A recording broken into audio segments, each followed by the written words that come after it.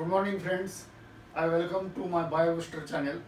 Myself Mr. Dr. Avasaheb Nalode, retired professor of botany. We have started with the syllabus of Maharashtra State Board of Secondary and Higher Secondary Education. In the previous chapter we have seen the morphology of plants, flowering plants. Now we are going to proceed towards the chapter number 8, plant tissues and anatomy.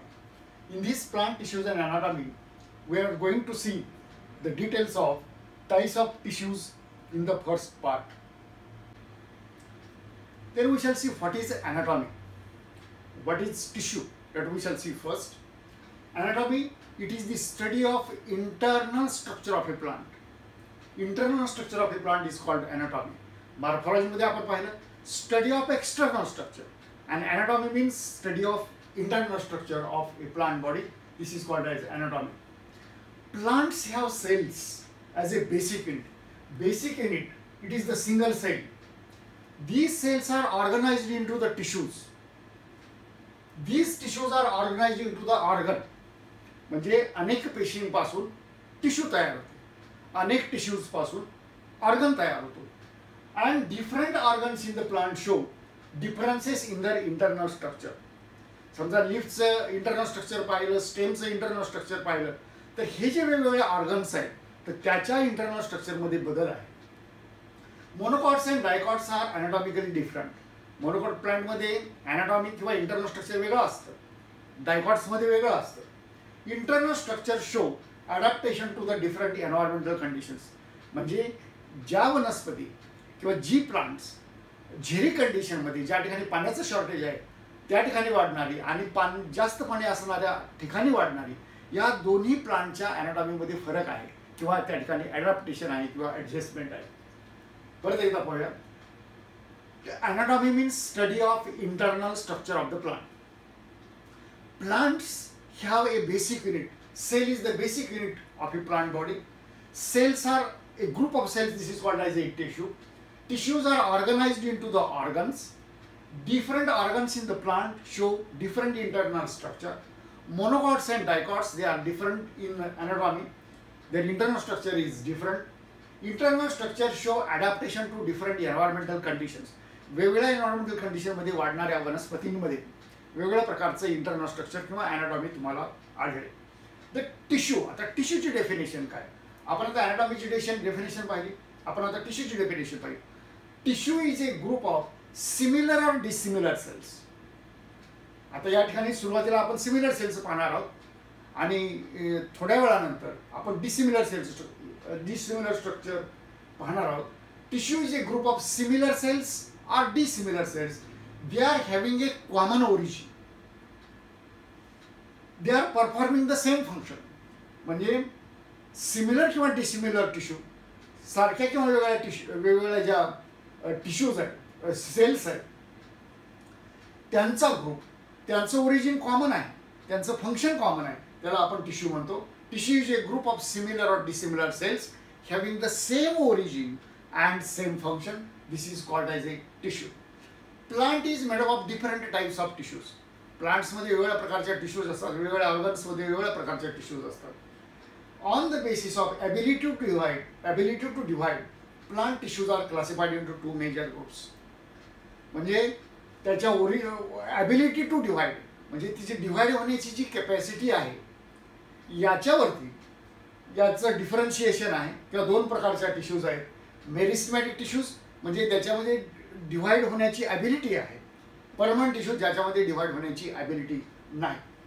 दस on the basis of ability to divide, tissues are classified into two major groups, meristematic tissues and permanent tissues. आता या ठिकाणी पहा, या ज्या cells आहेत या सेल्सपासून ही tissue बनलेली आहे. This is a parenchymatous tissue. They are having a common origin, they are having a common function. आता टिश्यूचं आपण ब्रॉड क्लासिफिकेशन पाहूया.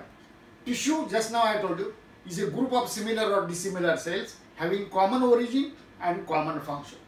देर are two types of tissues, meristematic tissues and permanent tissues. Meristematic tissues are the tissues which are having, the cells are having A ability to divide. Permanent tissues, these are tissues they cannot divide. Meristematic tissues, these are of following types: apical meristem, intercalary meristem आणि lateral meristem. ते डिटेल्समध्ये आपण राहणारच आहोत. Permanent tissues again are of two types: simple permanent tissue आणि complex permanent tissue. आता permanent tissue म्हणजे त्याच्यामध्ये डिवाइड होण्याची कॅपॅसिटी नाही.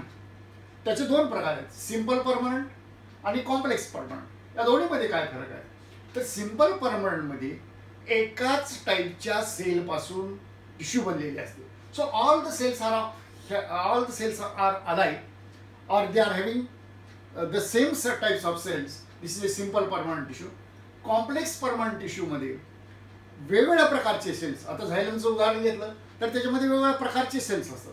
फ्लोएमचं उदाहरण घेतलं त्याच्यामध्ये वेगवेगळ्या प्रकारचे सेल्स आहेत. Means it is made up of different types of cells. Simple परमनंटमध्ये एकाच टाईपचे सेल्स आहेत. आपण आता ते डिटेल्समध्ये पाहूया. आता पहिल्यांदा meristematic tissue. Meristematic tissue is a group of cells which are having ability to divide. Meristos means divided. This is a Greek word. Meristos means divided. Meristematic cells are undifferentiated. These are not differentiated to a particular shape or different types of shapes. Meristematic cells are polyhedral, isodiametric in shape without intercellular spaces. तर ही मेरिस्टेमॅटिक tissue आहे. या ठिकाणी पहा, हा cytoplasm आहे, हा nucleus आहे आणि हे दिसतं इथे सेल वॉल आहे. These cells, meristematic cells, these are polyhedral or isodiametric in shape without intercellular spaces. म्हणजे या दोन सेल्सच्या मध्ये स्पेस नाही, रिकामी स्पेस त्या ठिकाणी नाही. Cell wall is thin and elastic. हे जे सेल वॉल दिसतं, this is a thin and elastic and it is mainly composed of cellulose. तर हे सेल्युलोज पासून बनलेलं असतं. Protoplasm is dense with distinct nucleus and small vacuoles. हा दिसतो तो प्रोटोप्लाझम आहे. प्रोटोप्लाझम म्हणजे न्यूक्लियस प्लस सायटोप्लाझम हा डेन्स असतो आणि त्या ठिकाणी ज्या व्हॅक्युअल्स आहेत तर त्या लहान असतात. Cells show high rate of metabolism. त्याच्यामध्ये metabolism means anabolism plus catabolism, चयापचय क्रिया ज्या असतात तर त्या ठिकाणी फास्ट होत असतात. So meristematic tissue is a group of cells which are having ability to divide. Meristematic cells are undifferentiated. These are polyhedral or isodiametric in shape. Cell wall is thin and elastic, made up of cellulose. Protoplasm is dense with distinct nucleus and small vacuoles. And cells have a high ability or high rate of metabolism. Classification of meristem. Meristematic tissue सुद्धा classification झालेलं आहे. Classification of meristem on the basis of origin. त्याचं origin कसं आहे त्याच्यापासून त्याचं classification झालेलं आहे. On the basis of origin 3 types of meristems have been recognized. पहिली जी आहे primordial meristem or this is called as promeristem. This is called as embryonic meristem. ही अगदी सुरुवातीला एम्ब्रियॉनिक मेरिस्टेम त्याला म्हणतात. It lies at the tip of shoot and tip. तर शूटच्या टिपला, रूटच्या टिपला अशा प्रकारची प्रिमॉर्डियल मेरिस्टेम आपल्याला सापडेल. It occupies the minute area. त्याचा एरिया अतिशय छोटा असतो, हे अतिशय कमी प्रमाणात असते. So primordial meristem or the promeristem, it is the first type. It is also called as embryonic meristem. It is present at the tip of shoot and root and it occupies, म्हणजे हा अतिशय छोटा area त्या ठिकाणी तुम्हाला आढळेल. त्यानंतर जी आहे ती प्रायमरी मेरिस्टेम. ही जी प्रायमरी मेरिस्टेम आहे दिस originates from primordial meristem. It is present or it occurs in the plant body from the beginning. म्हणून याला प्रायमरी मेरिस्टेम आहे. ही सुरुवातीपासून असते. So this is called as primary meristem. Cells are dividing and different tissues are produce. तर primary मेरिस्टेमचे cells divide होतात, redivide होतात आणि त्यापासून परमनंट टिश्यूज तयार होतात. Parenchyma, sclerenchyma, collenchyma. Primary meristem it originates from the primordial meristem. It occurs in the plant body from the beginning, so it is called as primary meristem. Cells divide and redivide and permanent tissues are produced. This is the primary meristem. Secondary meristem. This secondary meristem originates in the later stages, so it is called as a secondary meristem. It develops from permanent tissues. ज्या permanent tissues आहेत पॅरेन्कायमा वगैरे तर याच्यापासून ही नंतर तयार होते secondary meristem during the later stages of plant growth. That's why this is called as a secondary meristem. Secondary meristem is lateral. त्याची जी position आहे ती लॅटरल आहे. म्हणजे समजा आपण हे स्टेमचं उदाहरण घेतो. तर हा सेंट्रल ॲक्सिस आहे. तर याच्या साईडला या ठिकाणी तुम्हाला अशी मेरिस्टेम तयार होईल. This is called as a lateral meristem or the secondary meristem. Fascicular and interfascicular cambium, cork cambium, these are the examples of secondary meristem. Secondary meristem, it is a third type. It develops from permanent tissues in the later stages of development. Secondary meristem is lateral in position, and fascicular, interfascicular cambium, fascicular म्हणजे vascular bundle मध्ये असणारा cambium, इंटरफॅसिक्युलर म्हणजे vascular बंडलच्या between मध्ये असणार. दिस is called as इंटरफॅसिक्युलर cambium. आणि cork cambium, तर हे जे एक्झाम्पल्स आहेत तर ती सेकंडरी मेरिस्टेमची एक्झाम्पल्स आहेत. Classification of meristem on the basis of position. आपण आता on the basis of origin 3 प्रकार पाहिले. On the basis of position मध्ये अनेक 3 प्रकार आहेत. अपायकल मेरिस्टेम, इंटरकॅलरी मेरिस्टेम आणि लॅटरल मेरिस्टेम. आता अपायकल मेरिस्टेम म्हणजे which is present at the apex. आता या ठिकाणी तुम्हाला अपायकल मेरिस्टेम दिसेल. This is a shoot.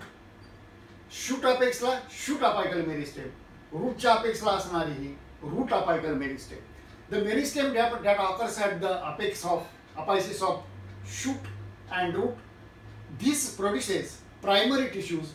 It is called as apical meristem. It brings about, what is the function of this? It brings about increase in length of the plant body. Increase in length of the shoot.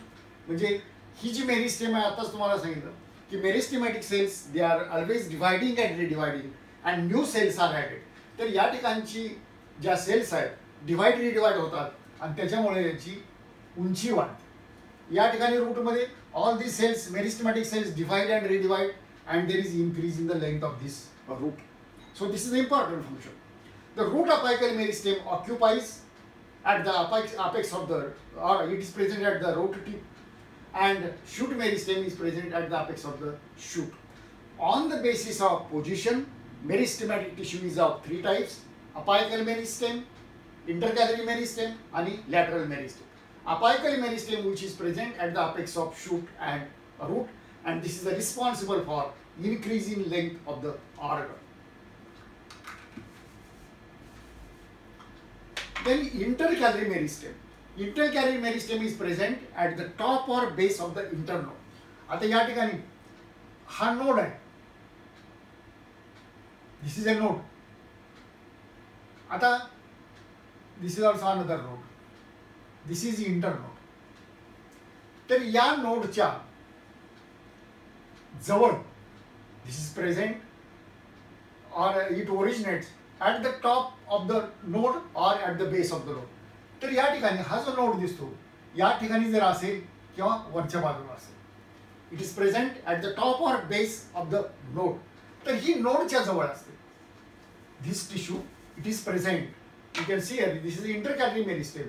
हे या ठिकाणी एक node आहे, या ठिकाणी एक node आहे, आणि या नोडच्या जवळ ही इंटरकॅलरी मेरिस्टेम तुम्हाला आढळेल. The meristematic tissue which occurs between the mature tissues is known as intercalary meristem. म्हणजे या ज्या सेल्स आहेत ऑल दीज आर मॅच्युअर. तर या मॅच्युअर टिश्यूच्या मध्ये अशी इंटरकॅलरी मेरिस्टेम तयार होते. ही नोडच्या जवळ असते, नोडच्या वरच्या बाजूला असेल किंवा नोडच्या खालच्या बाजूला असेल. It is short lived and occurs in the monocots. तर ही शक्यतो मोनोकॉट्स मध्ये तुम्हाला आढळते. This is present in case of monocots. उदाहरणार्थ maize, jowar, bajra etc. In grasses, it regenerates parts removed by grazing animals.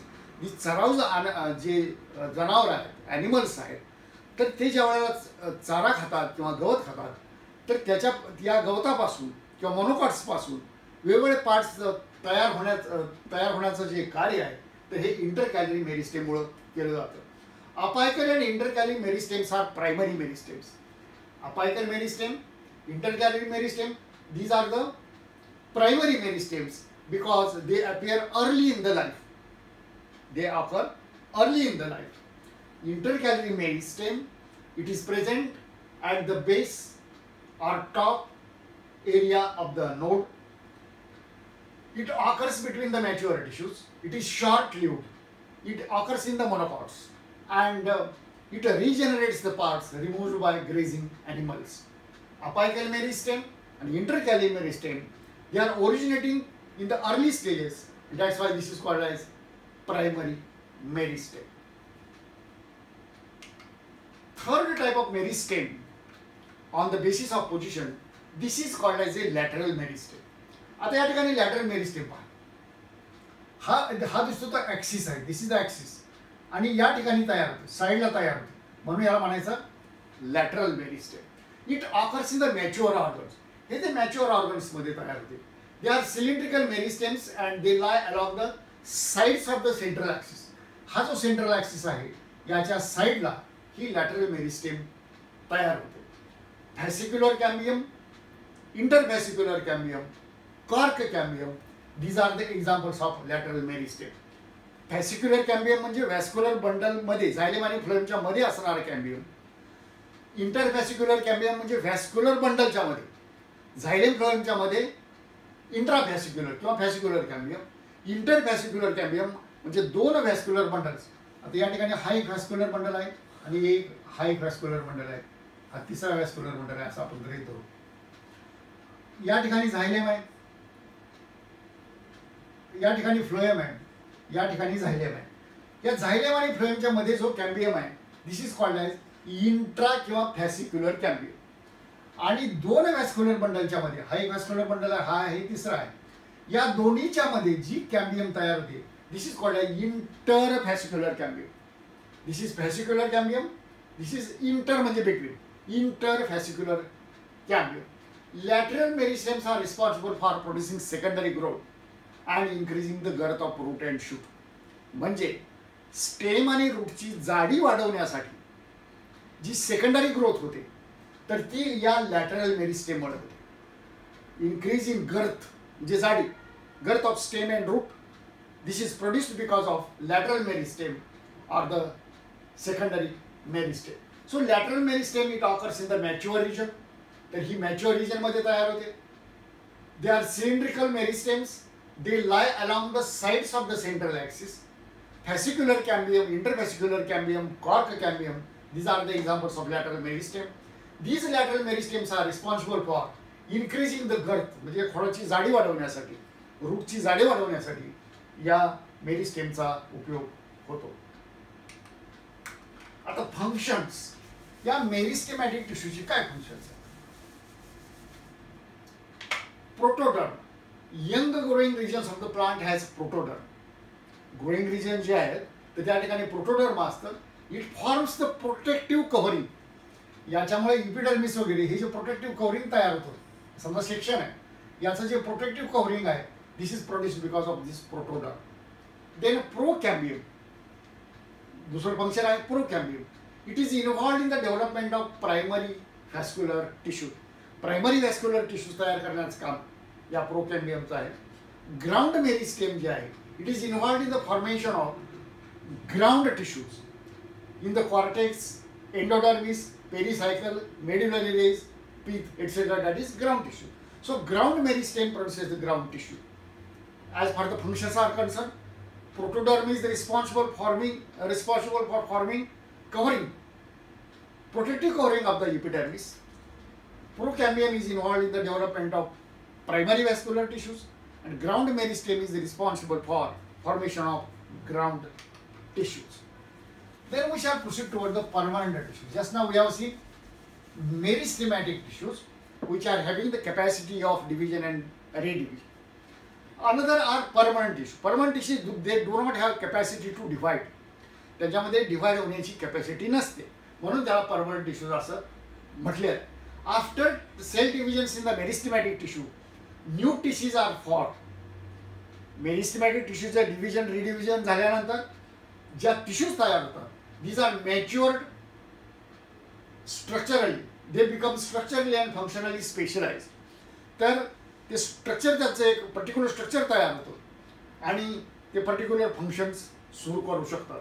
So cells become structurally and functionally specialized. They are differentiated. Means after division in the meristematic cells are differentiated into the permanent tissues. Such cells are termed as permanent or the mature cells and constitute a permanent tissue. Cells of the permanent tissue, they do not divide. तर म्हणून याला permanent tissue म्हटलेलं आहे. They do not have a capacity to divide. Permanent tissues are of again two types, simple permanent tissues and complex permanent tissue. आता permanent tissue म्हणजे कोणत्या? मेरिस्टेमॅटिक tissue पासून ज्या सेल्स तयार होतात they are differentiated into a particular, they are differentiated into different types of tissues. These are of two types, simple permanent and complex permanent. या दोन्हीमध्ये फरक काय? Simple permanent tissues, the cells of the simple permanent tissues are similar in structure and function. म्हणजे समजा अशा प्रकारचे cells आहेत, तर हे सर्व सेल्स एकाच प्रकारचे असतात, म्हणून याला सिंपल परमनंट टिश्यू म्हणायचं. Means simple permanent tissue is made up of only one type of cells. They are having the same function. These are made up of only one type of cells, and simple permanent tissues are of following three types. ते आपण पाहणार आहोत. Simple permanent, complex permanent. Simple permanent मध्ये एकाच प्रकारच्या cells, complex permanent मध्ये वेगवेगळ्या प्रकारच्या सेल्स त्याच्यामध्ये असू शकतात. तर या सिंपल परमनंट टिश्यूज कोणकोणत्या प्रकारचे आहेत आपण ते पाहूया. पहिली जी आहे, this is called as parenchyma. You can see here, this is a parenchyma tissue. This parenchyma tissue, this is most abundant. हे जास्त प्रमाणामध्ये असते. This is a common tissue. 90% part of the plant body it is made up of parenchyma tissue. म्हणजे वनस्पतीमध्ये 90% part हा या पॅरेन्कायमा पासून बनलेला असतो. These cells are isodiametric, spherical, oval, polygonal or elongated. तर या पॅरेन्कायमा टिश्यूचे जे सेल्स आहेत हे वेगवेगळ्या आकाराचे असतात. Isodiametric, spherical, oval, polygonal, elongated in shape. Their cell walls are thin. This is the cell wall. This cell wall is thin and it is made up of cellulose. They have distinct intercellular spaces. आता हे जे दिसते ते intercellular space आहे. तर या अनेक सेलच्या मधली जी स्पेस आहे, this is intercellular space. There are intercellular spaces. The cells are with prominent nucleus and peripheral cytoplasm. तर या सेल्समध्ये न्यूक्लियस, प्रॉमिनंट न्यूक्लियस असतो आणि सायटोप्लाझम असतो. समजा आपण गृहीत धरू, this is the cell, parenchyma cell. This is a prominent nucleus and there is a cytoplasm. This is nucleus and this is the cytoplasm. Cytoplasm of the adjacent cells, this is connected through plasmodesmata. म्हणजे हा एक पॅरेन्कायमा sale आहे, हा दुसरा पॅरेन्कायमा sale आहे असं आपण गृहीत धरू. These cells, these are interconnected by means of small pores in the cell wall. This is called as plasmodesmata. आणि या प्लाझ्मोडेस्माटा मधून ऑर्गॅनिक मटेरियल ते एक्सचेंज केलं जातं. Cytoplasm of adjacent cells, it is connected through plasmodesmata that maintains the continuity. या दोन सेलची continuity maintain केली जाते. Parenchyma is distributed. म्हणजे कुठं कुठं असते आढळते पॅरेन्कायमा? प्लांट ऑर्गनमध्ये पॅरेन्कायमा कोणकोणत्या ठिकाणी आढळते? इपिडर्मिसमध्ये, कॉर्टेक्स, पेरिसायकल, पीत, मेसोफिल सेल्स, एंडोस्पर्म, झायलेम आणि फ्लोएम. म्हणजे तुम्हाला अगोदर सांगितलं की पॅरेन्कायमा is about 90% of all the tissues in the plant body. The cells are isodiametric, oval, spherical, etc. Cell wall is made up of cellulose. They have distinct intercellular spaces. There is a prominent nucleus with cytoplasm, and adjacent cells are interconnected by means of these pores, plasmodesmata. Parenchyma is present in the epidermis, cortex, then pericycle, pith, mesophyll cells, etc. This is the first simple permanent tissue, that is parenchyma. Then we shall see the functions of this parenchyma. Storage of food material. Parenchyma cells store food material, carbohydrates, oils, fats, as well as water. आता आपण food storing roots पाहिले. आता कॅरेटचं उदाहरण घेऊया किंवा radish किंवा मुळा. तर याच्यामध्ये जे फूड मटेरियल स्टोअर केलं जातं तर तेच फूड मटेरियल या पॅरेन्कायमा सेल्समध्ये स्टोअर केलं जातं. फोटोसिंथेसिस. आता काही पॅरेन्कायमा सेल्समध्ये you will see the chloroplast. समजा हा न्यूक्लियस आहे, हा cytoplasm. These are the chloroplast. अशा प्रकारचे क्लोरोप्लास्ट असतात. They are containing a chlorophyll pigment. They are having a chlorophyll pigment. This is the responsible for photosynthesis. means parenchyma containing chloroplast. This is called as chlorenchyma. Parenchyma with chloroplast, this is called as chlorenchyma, which is green in color because it contains the photosynthetic pigments. So the function is photosynthesis. तर ज्या पॅरेंकायमा सेल्समध्ये chloroplast आहे तर ती green तुम्हाला दिसेल, green pigment त्याच्यामध्ये आहे, and this is responsible for photosynthesis. Secretion. Certain parenchyma cells they secrete resins, nectar, honey, oils, etc. Means next function is secretion. Aerenchyma. काही parenchyma cells मध्ये तुम्हाला air cavities दिसतात. These are air cavities. Parenchyma storing air cavities is called as aerenchyma. याला म्हणायचं aerenchyma. This is present in the hydrophytes. म्हणजे ज्या वनस्पती पाण्यामध्ये वाढतात त्यांच्यामध्ये अशा प्रकारची एरेनकायमा असते आणि याच्यामुळे this plant can float on the surface of water. The next function of parenchyma is production of vascular cambium. This parenchyma gets differentiated and develops into the vascular cambium and cork cambium at the time of secondary growth. These are the functions of parenchyma. The next tissue is a cholenchyma. It is a simple permanent tissue made up of living cells. All these cells are living. These cells are thickened at the corners. You can see these corners. These corners are thickened due to the deposition of cellulose, hemicellulose and pectin. These three compounds are present in the thickening. Cells are similar to parenchyma containing cytoplasm, nucleus and vacuoles. So this is a living tissue. Walls may show pits. Here there are pores in the walls so that adjacent cells, these are interconnected to each other. Cholenchyma cells may be oval, spherical or polygonal, just like parenchyma. It is absent in case of monocots and it is present in the hypodermis of dicots. Some cells develop chloroplast. Chloroplast may also be present inside this cholenchyma. So cholenchyma is a living tissue, thickened at the corners due to the deposition of cellulose, hemicellulose and pectin. This contains cytoplasm, nucleus and vacuoles. This contains the pits, so adjacent cells are connected. The cholenchyma cells are oval, spherical or polygonal. This is absent in case of monocots. It is present in the hypodermis of the dicots. Some cells develop chloroplast. Then we shall see the functions of this cholenchyma. Cholenchyma is a living mechanical tissue. As the cell walls are thickened, it gives the mechanical support. It allows bending and pulling action in the plants and prevents tearing of the leaf.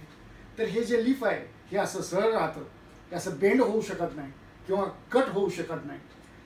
Bending and pulling, समजा एखादं plant जे आहे ते आपण bend केलं तर ते सहजासहजी तुटत नाही, आपण जरी असं उपटलं तरी सहजासहजी ते तुटत नाही. But it allows bending and pulling action in the plants and prevents tearing of leaf.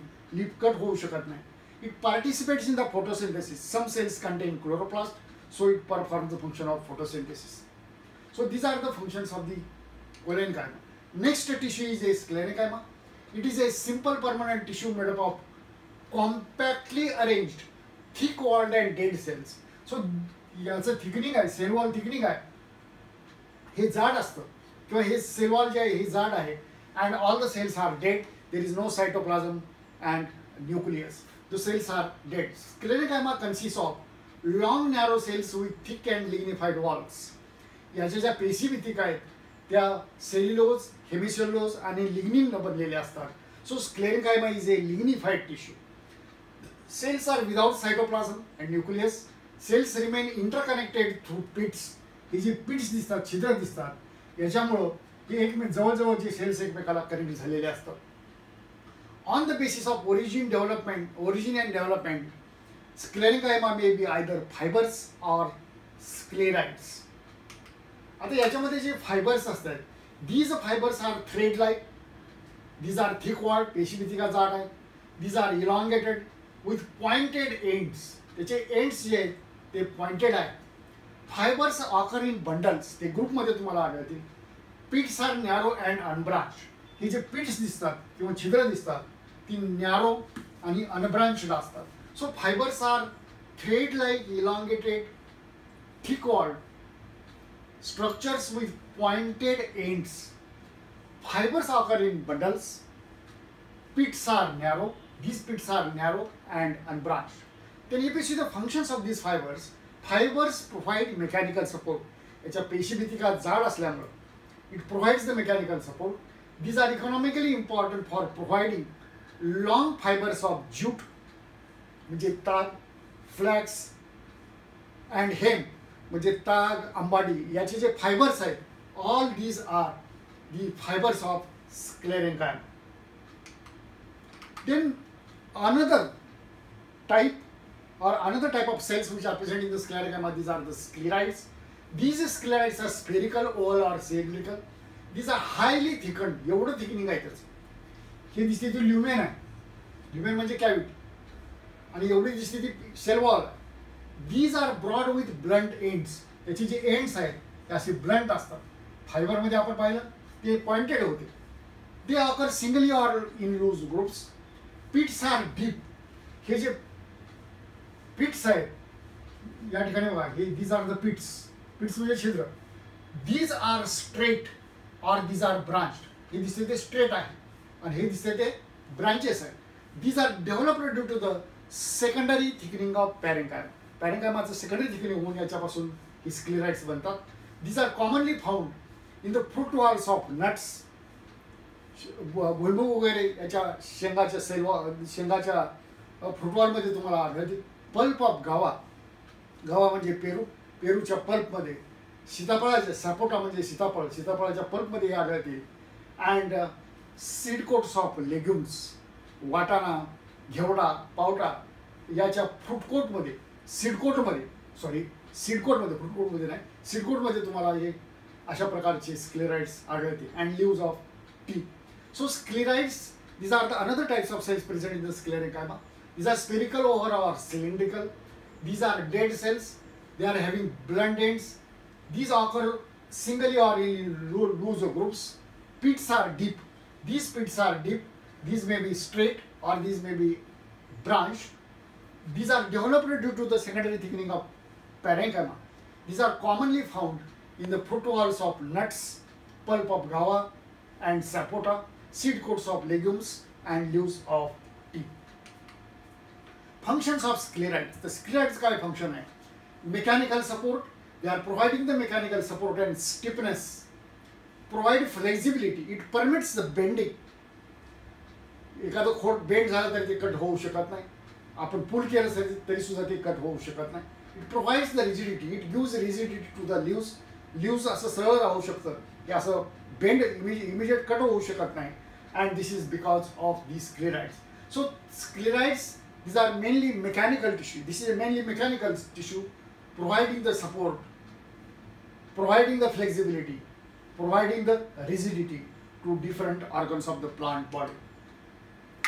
Then we shall revise what we have seen up till now. Tissues are of two types. Tissue is a group of similar or dissimilar cells having the common origin and common function. There are two types of tissues, meristematic tissues and permanent tissues. Meristematic tissues, these are have ability or capacity to divide and redivide. Permanent tissues, they do not divide. They do not have a capacity to divide. Meristematic tissues are of three types on the basis of position. Apical meristem, which is present at the apex of shoot and root. Intercalary meristem, it is present near the nodes. Lateral meristem, it is present on the lateral side of the central axis. Permanent tissues again are of two types. Simple permanent tissues, complex permanent tissues. Simple permanent tissues are made up of only one type of cells. Complex permanent tissues are made up of different types of cells. Up till now, we have seen simple permanent tissues, that is parenchyma, collenchyma and sclerenchyma. In the next lecture, we are going to proceed towards the complex permanent tissues, that is xylem and phloem. If you like this lecture, please like, share and subscribe. Thank you.